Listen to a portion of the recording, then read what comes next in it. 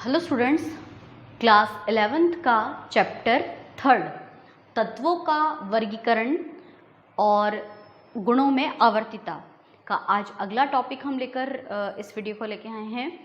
पिछले वीडियो में हमने आयनन ऊर्जा और आयनन ऊर्जा से संबंधित कुछ अपवादों का अध्ययन किया था।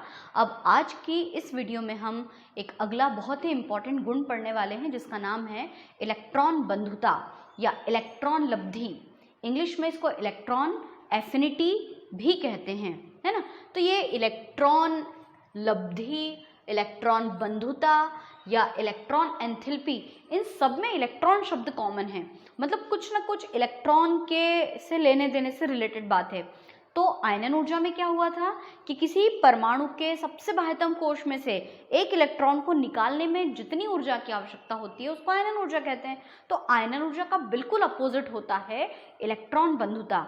सुनिए क्या होता है इलेक्ट्रॉन बंधुता या इलेक्ट्रॉन लब्धि, कि किसी, मान लीजिए परमाणु है ना, किसी परमाणु को एक इलेक्ट्रॉन देने पर, या यूं कह दो कि किसी परमाणु द्वारा एक इलेक्ट्रॉन को ग्रहण करने में जितनी ऊर्जा की आवश्यकता होती है, या किसी परमाणु द्वारा एक इलेक्ट्रॉन को ग्रहण करने पर जितनी ऊर्जा उत्सर्जित होती है उस ऊर्जा को हम कहते हैं इलेक्ट्रॉन बंधुता या इलेक्ट्रॉन लब्धि या इलेक्ट्रॉन एफिनिटी, अफेक्शन, इलेक्ट्रॉन से स्नेह करना। ठीक है, बहुत सिंपल है।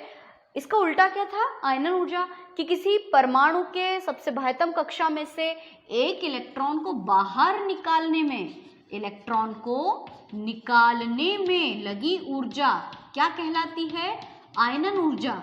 परंतु इलेक्ट्रॉन को ग्रहण करने में लगी ऊर्जा क्या कहलाती है, इलेक्ट्रॉन बंधुता, जिसको EA यानी इलेक्ट्रॉन एफिनिटी EA से प्रदर्शित करते हैं। समझ में आ गई परिभाषा। अच्छा, जब कोई परमाणु इलेक्ट्रॉन को त्यागता है तो वो धन आयन में बदल जाता है। तो जब कोई परमाणु इलेक्ट्रॉन ग्रहण करेगा तो किस में बदलेगा, वो ऋण आयन में। इसके लिए अपन एक परिभाषा, एक समीकरण का उपयोग करते हैं। मान लीजिए कि कोई परमाणु A है, नॉन मेटल्स होते हैं अधिकतर ये, तो एक परमाणु है और उदासीन या विलगित परमाणु है। समझते हैं आप, उदासीन या विलगित परमाणु जिसमें प्रोटॉन्स और इलेक्ट्रॉन की संख्या सेम होती है। तो किसी उदासीन परमाणु को एक इलेक्ट्रॉन देने पर वो उदासीन परमाणु बदल जाता है ऋण आयन में, और इस क्रिया में जितनी ऊर्जा उत्सर्जित होती है उसको हम इलेक्ट्रॉन बंधुता कहते हैं। किसी परमाणु द्वारा जब एक इलेक्ट्रॉन ग्रहण किया जाता है तो ऊर्जा उत्सर्जित होती है, परंतु जब किसी परमाणु द्वारा अगला इलेक्ट्रॉन ग्रहण किया जाता है तब ऊर्जा अवशोषित होती है। इस बात का ध्यान रखना। इलेक्ट्रॉन बंधुता की जो इकाई होती है वो इलेक्ट्रॉन वोल्ट या किलो जूल प्रति मोल होती है। ये दोनों इसकी इकाइयों को आप विशेष तौर पर याद रखना। तो किसी परमाणु द्वारा इलेक्ट्रॉन ग्रहण करने पर वो ऋण आयन में बदल जाते हैं। अब बार बार परमाणु परमाणु बोल रहे हैं, कोई एग्जाम्पल भी तो बताना चाहिए ना। तो एक बहुत अच्छा एग्जाम्पल है chlorine, atomic number 17, electronic configuration 287 या 11th लेवल पे 1s2 2s2 2p5, है ना। पहली कक्षा में 2 इलेक्ट्रॉन, 2p6 3s2 और 3p5, तो 2, दूसरी कक्षा में 8 और तीसरी कक्षा में कितने, 7 इलेक्ट्रॉन। अब ये क्लोरीन चाहता है कि यार मेरे पहले कक्षा में तो 2 इलेक्ट्रॉन है, दूसरे में 8 है, तीसरे में भी काश 8 हो जाएं, तो तीसरी कक्षा में 8 इलेक्ट्रॉन करने के लिए इसको एक इलेक्ट्रॉन ग्रहण करना पड़ेगा। इसलिए क्लोरीन जब एक इलेक्ट्रॉन को ग्रहण करता है तो वो बदल जाता है क्लोराइड आयन में, और उसके ऊपर और इस क्रिया में जो ऊर्जा निकलती है उसको EA यानी इलेक्ट्रॉन बंधुता कहते हैं। कभी कोई परमाणु 2 इलेक्ट्रॉन ग्रहण करे तो उसके ऊपर 2 माइनस चार्ज आते हैं। जैसे ऑक्सीजन की यदि हम बात करें, ऑक्सीजन का एटॉमिक नंबर 8 होता है, इलेक्ट्रॉनिक विन्यास होता है 2 6। इसको अष्टक पूरा करने के लिए 2 इलेक्ट्रॉन्स कम पड़ रहे हैं, तो ऑक्सीजन परमाणु 2 इलेक्ट्रॉनों को ग्रहण करता है तो ऑक्सीजन के ऊपर 2 माइनस चार्ज आते हैं और वो बदल जाता है ऑक्साइड में। तो यहाँ पे 2 अणु यानी इलेक्ट्रॉन बंधुता कितनी, EA के 2 अणु इस क्रिया में मुक्त होंगे। पहला इलेक्ट्रॉन लेने पर ऊर्जा उत्सर्जित होती है, दूसरा इलेक्ट्रॉन लेने पर ऊर्जा अवशोषित होती है। तो ये उदाहरण तो आपको अच्छे से समझ में आ गए। अब इनकी आवर्तिता की बात करते हैं। आवर्तिता मतलब कि किसी समूह में ऊपर से नीचे आने पर इलेक्ट्रॉन बंधुता पर क्या असर होता है, या किसी आवर्त में बाएं से दाएं जाने पर इलेक्ट्रॉन बंधुता पर क्या फर्क पड़ता है ना। तो हम लिखते हैं इलेक्ट्रॉन बंधुता की आवर्तिता। आवर्तिता का मतलब कि आवर्त सारणी में बाएं से दाएं जाने पर या ऊपर से नीचे आने पर क्या क्या परिवर्तन होते हैं। जब भी हम आवर्तिता की बात करते हैं तो हमें एक चीज अच्छे से याद रखना होगी, प्रभावी नाभिकीय आवेश। प्रभावी नाभिकीय आवेश को हम ज़ेफ कहते हैं, जेड इफेक्टिव, प्रभावी नाभिकीय आवेश, है ना। मैं वापस आपको याद दिला दूं कि जो प्रभावी नाभिकीय आवेश होता है वो ऊपर से नीचे आने पर, प्रभावी नाभिकीय आवेश ऊपर से नीचे आने पर बढ़ता है ना। देखो ऊपर से नीचे आने पर आकार बढ़ता है ना, हे, ली, ना, की, रब, से, फरियाद, है ना। इसमें पहला कोश एक ही बनता है, इसमें 2 कोश बनते हैं, इसमें 3 कोश बनते हैं, पोटेशियम में 4 कोश बनते हैं, फिर रूबिडियम में 1 2 3 4 5 और सीजियम में 1 2 3 4 5 6। देखिए लगातार ऊपर से नीचे आने पर आपको क्या परिवर्तन दिखाई दे रहा है कि आकार बढ़ता है ना। आकार तो ऊपर से नीचे आने पर बढ़ता है, लेकिन जो प्रभावी नाभिकीय आवेश होता है वो घटता है। तो जो आपका प्रभावी नाभिकीय आवेश है ना वो आकार के तो व्युत्क्रमानुपाती है। मतलब आप एक बात गांठ बांध लो कि अगर आकार बढ़ेगा तो प्रभावी नाभिकीय आवेश कम होगा और अगर आकार घटेगा तो प्रभावी नाभिकीय आवेश बढ़ेगा। और जो प्रभावी नाभिकीय आवेश है उसके समानुपाती होता है आयनन ऊर्जा और उसके समानुपाती होता है इलेक्ट्रॉन बंधुता, सेम होता है। ऊपर से नीचे आने पर अगर प्रभावी नाभिकीय आवेश बढ़ रहा है तो आयनन ऊर्जा भी बढ़ेगी और सॉरी उल्टा बोल दिया मैंने, ऊपर से नीचे आने पर प्रभावी नाभिकीय आवेश घटेगा तो आयनन ऊर्जा भी घटेगी और इलेक्ट्रॉन बंधुता का मान भी कम होगा। मतलब कि प्रभावी नाभिकीय आवेश जैसा होगा आयनन ऊर्जा और इलेक्ट्रॉन बंधुता भी उसी क्रम में घटेगी या बढ़ेगी, लेकिन आकार एकदम अपोजिट होता है। आप इनको भी याद रख सकते हो कि आयनन ऊर्जा और इलेक्ट्रॉन बंधुता का उल्टा आकार के साथ होता है। अब मान लो ये बहुत ज़्यादा कन्फ्यूजन हो रहा है तो आपको एक बात तो याद है ना कि ऊपर से नीचे आने पर आकार बढ़ेगा। तो यदि ऊपर से नीचे आने पर आकार बढ़ता है, आकार में यदि वृद्धि होती है तो आयनन ऊर्जा और इलेक्ट्रॉन बंधुता इन दोनों में क्या होती है, कमी ऊपर से नीचे आने पर। परंतु जब बाएं से दाएं जाते हैं तो बाएं से दाएं जाने पर आकार में कमी होती है तो आयनन ऊर्जा और इलेक्ट्रॉन बंधुता में क्या होगी, वृद्धि, है ना। अगर बाएं से दाएं जाने पर आकार में कमी होगी तो जो ज़ेफ होता है प्रभावी नाभिकीय आवेश उसमें वृद्धि होती है। यानी ज़ेफ, आयनन ऊर्जा और इलेक्ट्रॉन बंधुता ये एक दूसरे के फ्रेंड्स हैं और आकार इनका दुश्मन है, आकार का एकदम उल्टा होगा, है ना। तो ये सब तो कंफ्यूज करने वाली जो चीज़ें थी वो क्लियर हुई। अब अपन एग्जैक्ट बात करते हैं कि हमें कॉपी में लिखना कैसे होगा। तो इलेक्ट्रॉन बंधुता की जो आवर्तिता है वो क्या होगी, तो पहले हमको लिखना होगा कि जब हम किसी समूह में ऊपर से नीचे आते हैं तो समूह में ऊपर से नीचे आने पर लगातार आकार बढ़ता है। आकार बढ़ने के साथ साथ इलेक्ट्रॉन बंधुता मतलब क्या, इलेक्ट्रॉन बंधुता का मतलब होता है कि इलेक्ट्रॉन को ग्रहण करने में लगी ऊर्जा। अब आप ही सोचो कि नया प्रवेश करने वाला इलेक्ट्रॉन यहाँ प्रवेश करेगा, यहाँ प्रवेश करेगा। आप सोचिए कि नए प्रवेश करने वाले इलेक्ट्रॉन को कहाँ पर ज़्यादा अपनापन महसूस होगा प्रोटॉन की तुलना में। देखिए जैसे मान लीजिए कि यहाँ पर ये एक ही कमरा है ना, और नया मेहमान आपका इसी कमरे में आ रहा है और ये मालिक है ना, उस घर में रहने वाला मेन व्यक्ति है, तो वो बहुत अच्छे से अवगत करेगा ना नए आने वाले इलेक्ट्रॉन की, क्योंकि वो बिल्कुल उसी के पास में आ गया।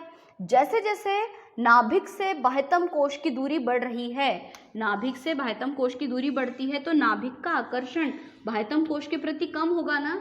तो रूबिडियम या सीजियम में जब नया इलेक्ट्रॉन यहाँ प्रवेश करेगा तो नाभिक यहाँ है और जो मेहमान आया है, मतलब कितने कमरे इनके घर में, 1 2 3 4 5 6 7, सबसे अंदर के कमरे में सीजियम है और जो नया मेहमान है वो बिल्कुल बाहर वाले कमरे में आकर बैठा है।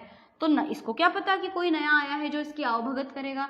तो नाभिक से बाह्यतम कोश की दूरी ज़्यादा है, तो नाभिक का इस नए आने वाले इलेक्ट्रॉन के प्रति आकर्षण बहुत ही कम होगा, इसलिए समूह में ऊपर से नीचे आने पर इलेक्ट्रॉन बंधुता का मान घटता है। नया आने वाला इलेक्ट्रॉन यहाँ ज़्यादा अच्छा महसूस करेगा, इसकी तुलना में यहाँ कम और कम और कम और कम, क्योंकि ऊपर से नीचे आने पर आकार बढ़ता है। प्रभावी नाभिकीय आवेश ऊपर से नीचे आने पर कम हो रहा है, क्योंकि नाभिक का प्रभाव बाहर वाले कोश पे कम है ना। तो ये बात समझ में आ गई कि ऊपर से नीचे आने पर क्या होता है, इलेक्ट्रॉन बंधुता का मान घटता है, क्योंकि आकार बढ़ता है, क्योंकि नाभिक से बाह्यतम कोश के बीच की दूरी बढ़ती है। अब बात करते हैं बाएं से दाएं जाने की ओर।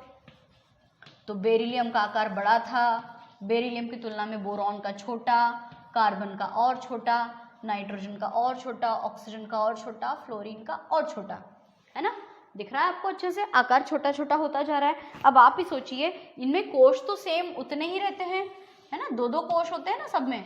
थोड़ा सा इसको अपन बड़ा बता देते हैं ताकि आपको समझ में अच्छे से आ जाएगा। अब ठीक है, तो बाएं से दाएं जाने पर परमाणु का आकार बढ़ता है कि घटता है?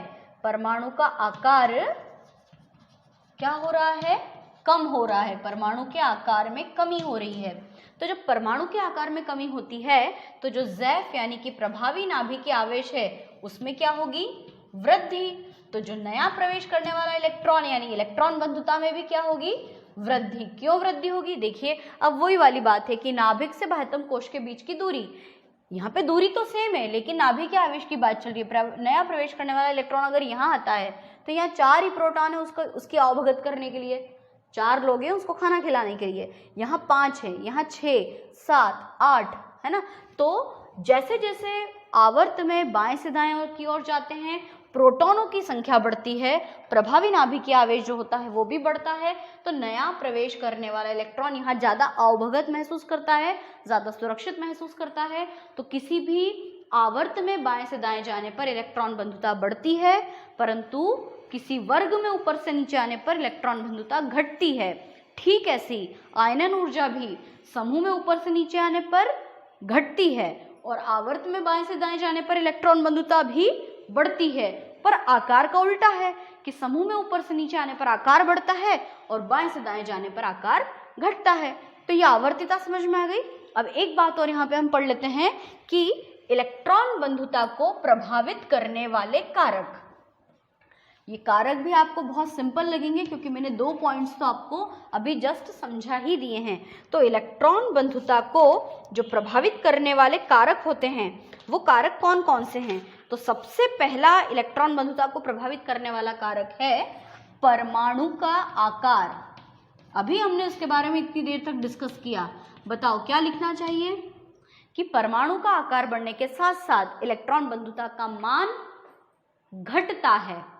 ठीक है, कैसे घटता है अभी हमने इतनी देर से पढ़ा है कि ऊपर से नीचे आने पर नाभिक से बाह्यतम कोश की दूरी बढ़ती है, कोशों की संख्या बढ़ती है, परमाणु का आकार बढ़ता है, तो नया प्रवेश करने वाला इलेक्ट्रॉन कम आकर्षण महसूस करता है। तो आपको सिर्फ इतनी सारी बातें लिखने की कोई आवश्यकता नहीं है, आपको सिर्फ एक लाइन में बताना है कि परमाणु का आकार बढ़ने के साथ साथ इलेक्ट्रॉन बंधुता का मान घटता है। क्लियर। दूसरा पॉइंट, परमाणु के आकार के बाद अगली बात हम करते हैं प्रभावी नाभिकीय आवेश। प्रभावी नाभिकीय आवेश, इसका क्या मतलब होता है? ज़ैफ। प्रभावी नाभिकीय आवेश कहाँ जाने पर बढ़ता है? ऊपर से नीचे आने पर तो प्रभावी नाभिकीय आवेश घटता है, लेकिन बाएं से दाएं जाने पर प्रभावी नाभिकीय आवेश बढ़ता है। तो प्रभावी नाभिकीय आवेश बढ़ने के साथ साथ इलेक्ट्रॉन बंधुता का मान भी बढ़ता है। ये जो 2 प्रभावित करने वाले कारक है ना, इसमें तो वही बात की जो ऊपर से नीचे आने पर और बाएं से दाएं जाने पर की थी। तीसरा पॉइंट इसमें बताया गया है कि इलेक्ट्रॉनिक विन्यास, है ना, यदि इलेक्ट्रॉनिक विन्यास स्थायी प्रकार का है तो उन परमाणुओं का जो इलेक्ट्रॉन बंधुता का मान होगा वो 0 होगा। जैसे कि उत्कृष्ट गैसें, अक्रिय गैसें, अक्रिय गैसों का जो इलेक्ट्रॉनिक विन्यास होता है ना वो क्या होता है? NH2NP6, यानी कि इलेक्ट्रॉनिक विन्यास होता है स्थायी। मतलब S कक्षक में कितने इलेक्ट्रॉन हैं? 2, और P कक्षक में कितने इलेक्ट्रॉन हैं? 1, 2, 3, 4, 5, 6। अब आप बताइए, क्या ये एक नया इलेक्ट्रॉन ग्रहण कर सकते हैं? बिल्कुल नहीं कर सकते। क्यों? क्योंकि ना तो s कक्षक में नया इलेक्ट्रॉन रखने के लिए स्थान है और ना ही p कक्षक में नया इलेक्ट्रॉन रखने के लिए स्थान है। इसलिए उत्कृष्ट गैसों की जो इलेक्ट्रॉन बंधुता होती है उसका मान 0 होता है। ये बात याद रखना। और ये अलग से अपन प्रश्न भी बनाएंगे कि क्या कारण है उत्कृष्ट गैसों की इलेक्ट्रॉन बंधुता का मान 0 होता है। इसका उत्तर क्या होगा कि उत्कृष्ट गैसों का इलेक्ट्रॉनिक विन्यास जो होता है वो स्थायी है, NH2 NP6 है, यानी दोनों ही कक्षाओं में इलेक्ट्रॉन को ग्रहण करने के लिए कोई स्थान नहीं है। इसलिए इनका जो इलेक्ट्रॉन बंधुता का मान है वो 0 होता है। तो इस प्रकार से ये 3 प्रभावित करने वाले कारक और आवर्तिता, इनको आपको अच्छे से कंप्लीट करना है। इसमें 1-2 अपवाद भी हैं जिसे हम अगले वीडियो में डिस्कस करेंगे।